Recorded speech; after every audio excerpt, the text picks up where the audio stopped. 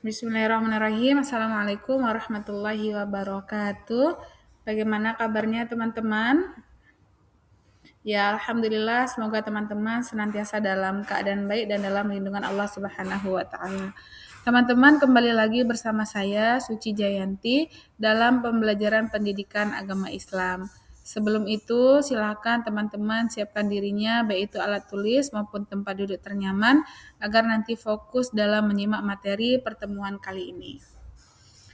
Adapun yang akan kita bahas mengenai administrasi muamalah, yakni penyusunan akad cerdas, berkah, dan syar'i. Kita menjadi pelaku usaha yang amanah dan profesional.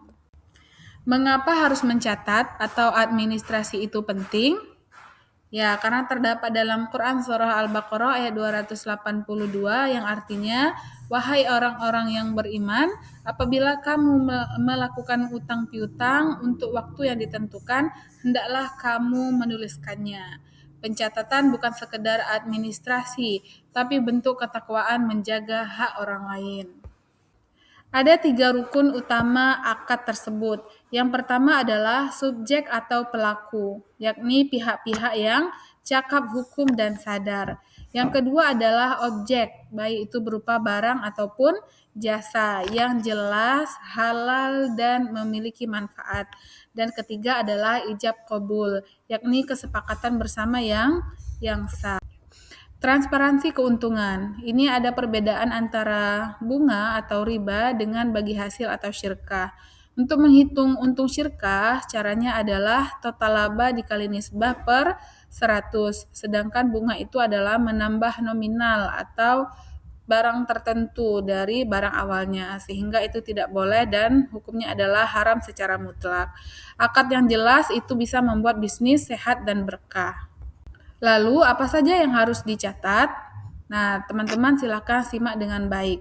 Yang pertama adalah tanggal dan waktu transaksi. Kapan pelaksanaannya dilakukan. Yang kedua adalah detail objek atau barang. Barang-barang apa saja yang menjadi bahan transaksi. Yang ketiga adalah nilai nominal atau harga. Dan keempat tentu saksi dan tanda tangan.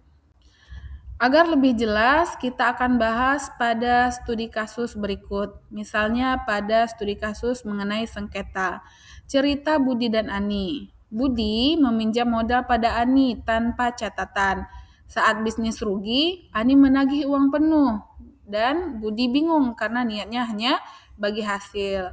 Nah, solusi syariahnya adalah supaya hal tersebut tidak terjadi, tentu ada pencegahan di awalnya, yakni dengan cara akad harus tertulis sejak awal atau mudharabah versus utang. Dan penyelesaiannya dengan cara musyawarah dan saksi. Itulah teman-teman, penting sekali administrasi ini dilakukan di awal, agar nanti apabila terjadi sesuatu atau suatu hal yang tidak diinginkan, maka jelas hukumnya. Beberapa langkah yang bisa teman-teman lakukan dalam menyusun surat akad. Yang pertama adalah identifikasi pihak. Baik itu berupa biodata misalnya nama, alamat, dan lain sebagainya. Yang kedua adalah tentukan jenis akad, syirkah atau utang. Dan ketiga adalah tulis hak dan kewajiban dengan jelas. Sekarang, apakah teman-teman siap untuk mempraktekannya? Mari kita buat draft akad kelompoknya sekarang. Teman-teman bisa menentukan kelompoknya, kemudian teman-teman lakukan sistem administrasi yang sudah kita pelajari sebelumnya.